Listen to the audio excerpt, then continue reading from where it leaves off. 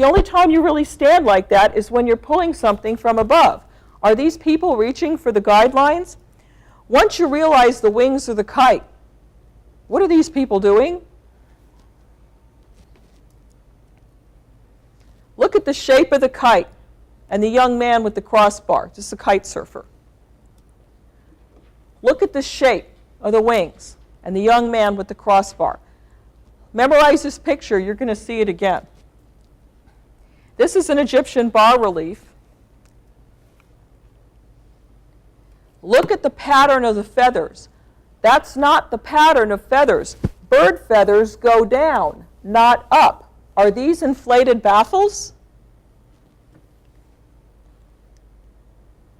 Well, now I want to take it to a monumental scale. This is a fringe idea. I want to take this to a monumental scale.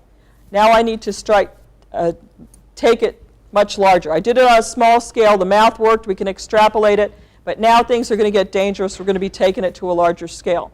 So being in marketing, having a background in marketing, it's a fringe idea. I only wanted to send it to the 3 best engineering schools: MIT, Rensselaer, Caltech.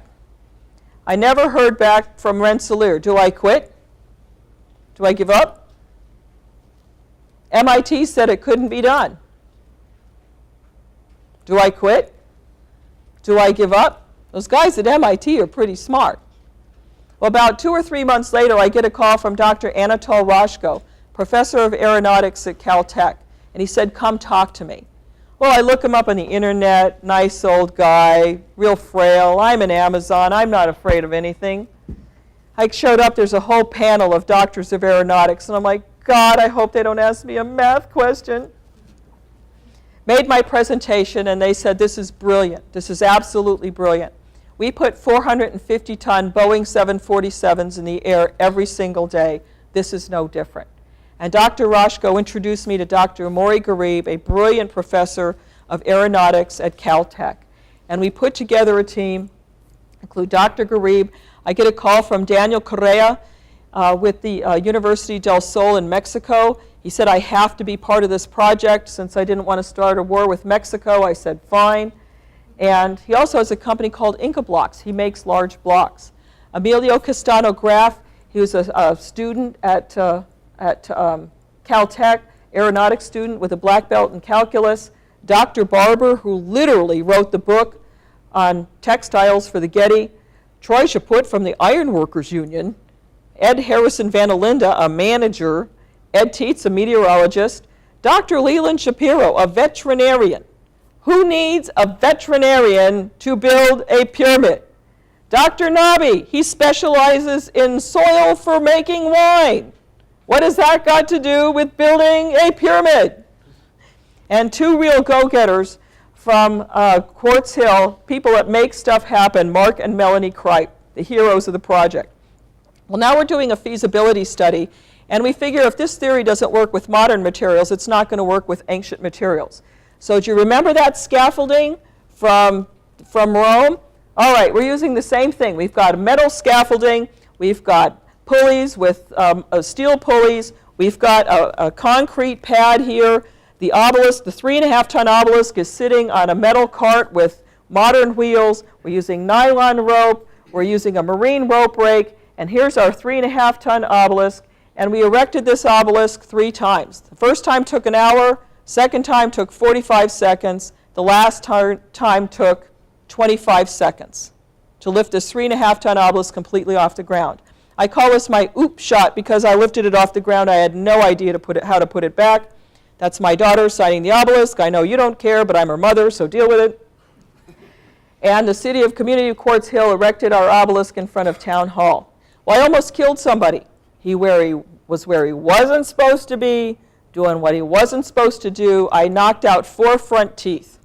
So I had to find a way to fly the kite with nobody touching the kite. I went back to the hieroglyphs and found a JED column. It means to be stable. I like that. And I noticed there's rope or line around the top of that. So I said, okay, now I'm going to erect a 16-ton obelisk. We're going to do some reverse engineering. I'm going to have a wood scaffolding, log rollers, a wooden cart, and I erected 2 parallel clotheslines anchored by JED columns and attach the kite.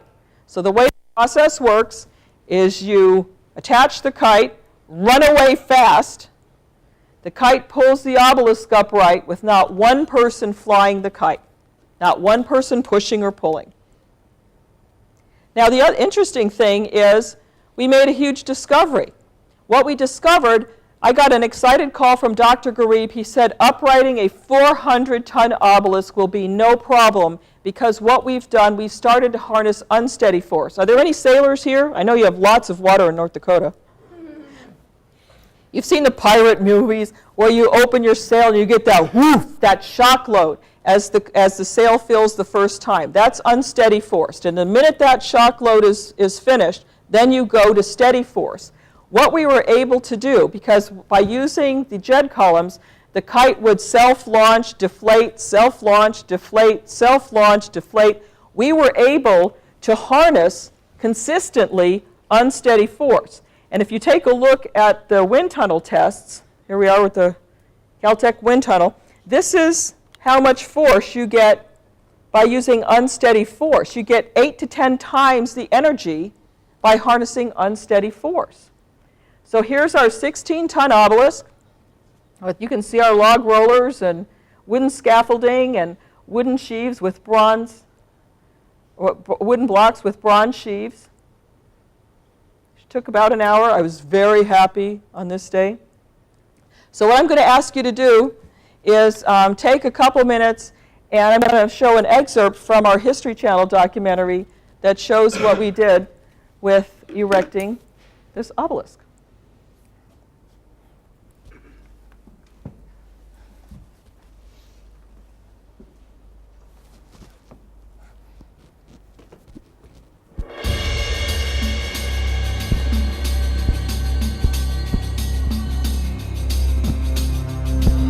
The Great Pyramids and towering obelisks of Egypt. They are incredible feats of engineering, but exactly how were they built? The ancient Egyptians were sailors and used wind power on the Nile River. Is it possible that they also harnessed the power of the wind on land to help lift heavy stones? For the first time, researchers are recreating the soaring stones of Egypt, using a new idea and kites in an attempt to solve one of the oldest mysteries of the ancient world.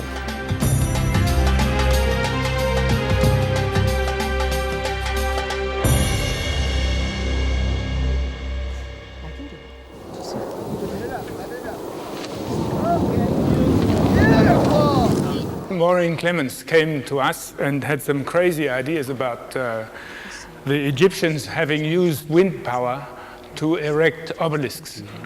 And we were at first a little bit careful about this, and she said, well, could it be done? Could we do some experiments about this? And I said, oh, sure we could. This was a new challenge. New challenge that was telling me you cannot use a jet engine, you cannot use materials that are fancy. Just use your brain and a pen and pencil and try to come up with an idea that can be bought off the shelf of 4,000 years ago, not today's Home Depot. The idea is to harness the power of the wind to raise a really heavy rock. And we do that through the use of a kite.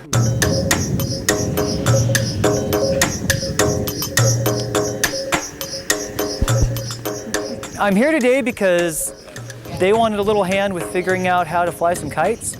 They've got a wonderful theory. They just need some people out here that have some expertise in applying the kite end of it. How many men does it take to rip an oak tree out of the ground? And a high wind can happen in seconds. How hard is it to push a tanker truck completely over? But a high wind can do it in seconds. These are the kind of forces that we're talking about. Power of kites, you know, as you're going to see today, I'm pretty sure that if applied properly, they can lift tons. They can lift a lot of weight. The challenge there is that we have to basically do a lot of research and development because we are not so familiar with the methods that they have used. So there's a learning process there that we're going through.